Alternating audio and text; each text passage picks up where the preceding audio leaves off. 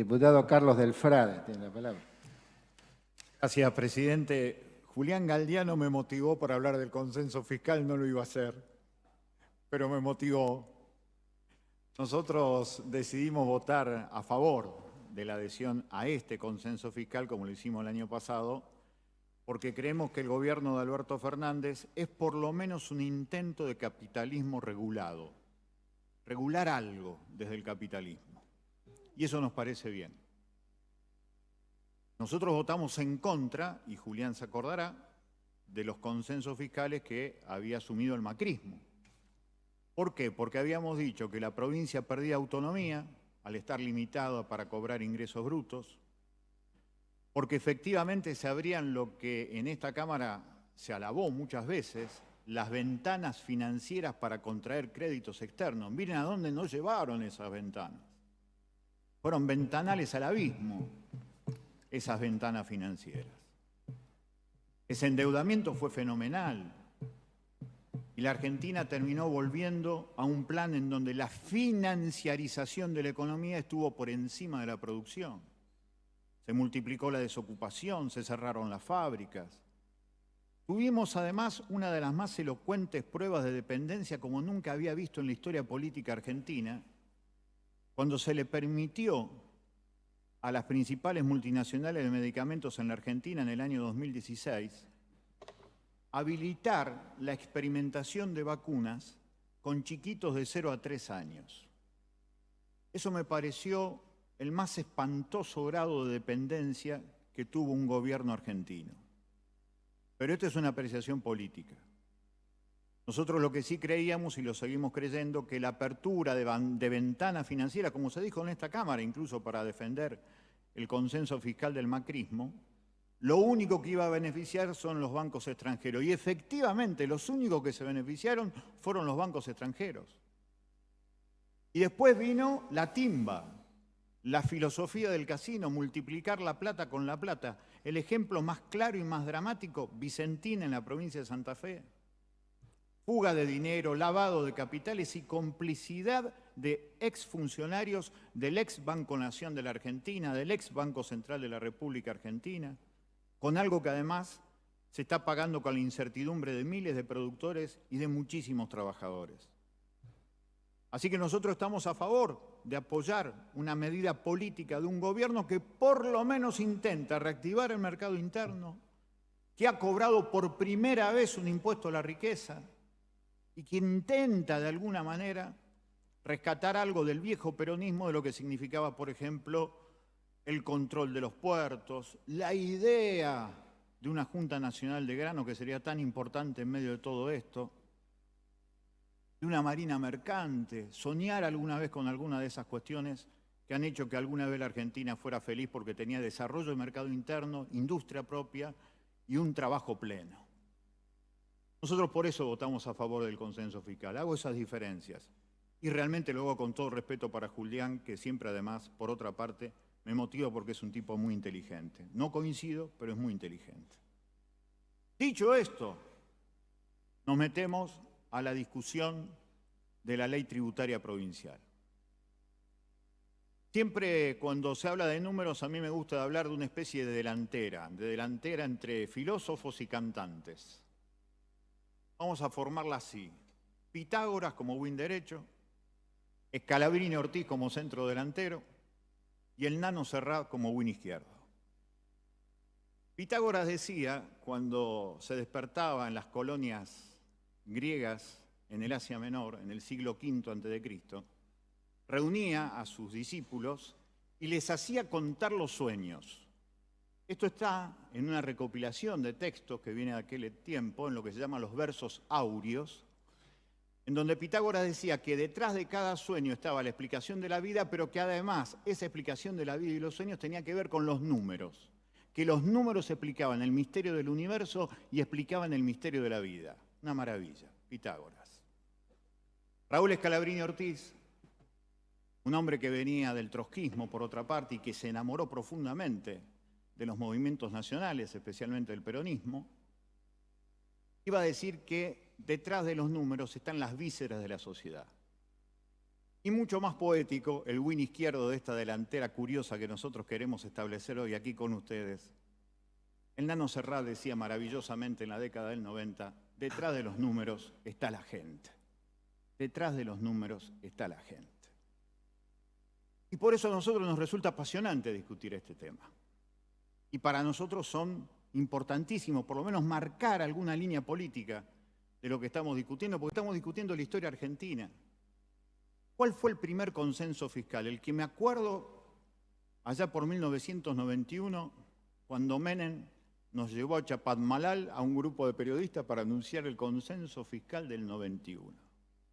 A partir de ese momento empezamos a perder por goleada.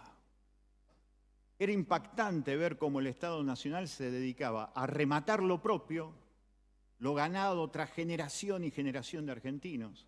Esto que decíamos antes, Junta Nacional de Granos, teléfonos, YPF, yacimientos carboníferos fiscales, todo aquello que alguna vez hacía que lo nuestro sea nuestro, que lo que producían los argentinos era de los argentinos. A partir de ese momento, consenso fiscal mediante, empezamos a perder todo eso. Y empezamos a triplicar la desocupación, señor presidente, acá, en una de las provincias más ricas de Sudamérica, como es la provincia de Santa Fe.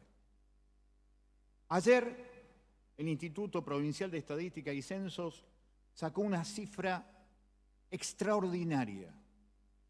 Entre enero y octubre de este año 2020, por las 5 aduanas que tiene la provincia de Santa Fe, Rafaela, Santa Fe, Villa Constitución, San Lorenzo y Rosario, por esas 5 aduanas se exportaron 19.405 millones de dólares. En 10 meses de esta provincia riquísima salieron 19.405 millones de dólares. Si usted lo multiplica por el valor que tenía ayer el dólar de 84 pesos, le da la cifra de 1 billón con B larga, 630.000 millones de pesos. ¿Sabe lo que es eso, presidente? 3 veces el presupuesto que se votó en esta Cámara para el año 2021. De esa enorme cantidad de dinero producida por santafesinas y santafesinos, ¿cuánto le queda a la provincia de Santa Fe? 0 pesos. 0 pesos. Porque desde el año 1991 se reactivó aquella reforma constitucional que se hizo allí en la Casa Gris, en donde era el viejo Cabildo de Santa Fe, 15 de septiembre de 1866, las provincias, por estar en medio de la guerra del Paraguay, le cede al Estado Nacional la posibilidad de cobrar derechos por la exportación. Y a partir de ese momento se disloca la Argentina. El país federal termina siendo jarabe de pico. Porque hoy, en la provincia de Santa Fe, 63 de cada 100 pesos van a venir de Buenos Aires. Es un país profundamente unitario, cada vez más unitario. Y la ley tributaria enviada por el gobierno de la provincia no dice una sola palabra de recuperar algo de esa autonomía. Cada vez más dependiente de Buenos Aires. Y esto me parece que es un retroceso político y no está ni siquiera planteado de cómo podemos recuperar algo de aquello que nos fueron sacando desde el 91 hasta acá. Por eso nos parece fundamental, como siempre decimos nosotros, presidente, y nos trajimos nuestro viejito libro de la Constitución de la provincia, decir el artículo 8 que dice: todos los habitantes de la provincia son iguales ante la ley. Incumbe al Estado remover los obstáculos de orden económico y social que, limitado de hecho la igualdad y la libertad de los individuos, impidan el libre desarrollo de la persona humana y la efectiva participación de todos en la vida política, económica y social de la comunidad. Acá la desigualdad en la provincia cada vez más grande. Estábamos escuchando en las últimas jornadas que se le atribuye el crecimiento de la violencia en los principales centros urbanos al crecimiento de la pobreza. Eso es el crecimiento de la desigualdad. Pero el problema no es cómo combatir la pobreza. El problema es si tenemos la decisión política necesaria de combatir la concentración de riquezas en pocas manos. Y en la ley tributaria de la provincia de Santa Fe, como en el presupuesto, no hay una sola línea de lo que supone cobrarle a las exportadoras que, insisto, facturaron esto en nivel de exportación dejándole 0 pesos a la gente que en la provincia le da el aire, el cielo, el agua, la capacidad educativa de su pueblo, los caminos, los laburantes, y no le dejan un peso. La riqueza concentrada. Y ellos además siguen exentos de pagar impuestos por la exportación. Eso es lo que nosotros queremos discutir de raíz y por eso siempre votamos en contra de los presupuestos. Porque hay que discutir la filosofía de quién paga. ¿Quién termina pagando? El pueblo. ¿Qué se anunció hace 2 semanas atrás? ¿Quién va a pagar 30% más de agua? El pueblo, las familias humildes de Santa Fe. Los más ricos en Santa Fe, pito catalán, se hace una gambeta por esta cuestión de las exenciones. Es injusto, nos parece absolutamente injusto. Nos parece una ley tributaria absolutamente conservadora, como es conservador el gobierno de la provincia de Santa Fe. No hay una sola línea sobre esto que decía Ricardo recién también con pasión sobre lo que significa cobrarle en serio a los bancos, cobrarle en serio a la propiedad fenomenal de grandes terratenientes que tiene la provincia de Santa Fe, ni una sola línea al respecto. Entonces, lo que nosotros decimos es una ley tributaria que remarca la contrarreforma económica que se hace cada vez que se discute de esta manera presupuesto. ¿Cómo se discute el presupuesto? La política parece resignarse frente al poder económico más concentrado en la provincia de Santa Fe. Nosotros estamos en contra de eso. Se va a un esquema cada vez más de país unitario. Por eso es imprescindible darnos cuenta que termina pagando siempre la gente. Los que más tienen no pagan, pagan los que menos tienen. Vamos a una provincia cada vez más desigual. Por eso después viene el mito eterno de la frazada corta. No alcanza para todos. Si le doy a un sector, no alcanza por el otro. Mirá lo que nos pasó con los talleres Río Oro. Lo que pasó con Expreso Júpiter. Lo que pasó con el ingenio Las Toscas. Lo que pasó con los trabajadores de la salud, con los trabajadores reemplazantes de la educación.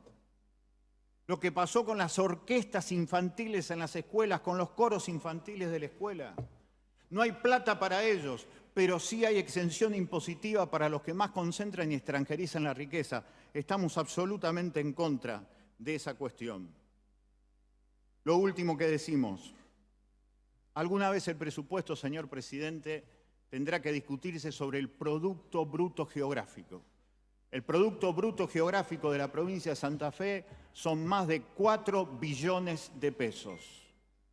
No se puede conformar el Estado del segundo territorio de la República Argentina a tener la 8ª parte de lo que produce su pueblo como presupuesto para atender las necesidades básicas de 3,5 millones de habitantes. Por eso, señor presidente, haciendo esta cuestión política y esta consideración, por eso votamos a favor del consenso de un gobierno que por lo menos piensa en el mercado interno y en la dignidad nacional, y votamos en contra de una ley tributaria que una vez más castiga a la población santafesina y premia a los que más se hacen ricos, justamente beneficiándose con el esfuerzo de las grandes mayorías. Gracias, señor presidente.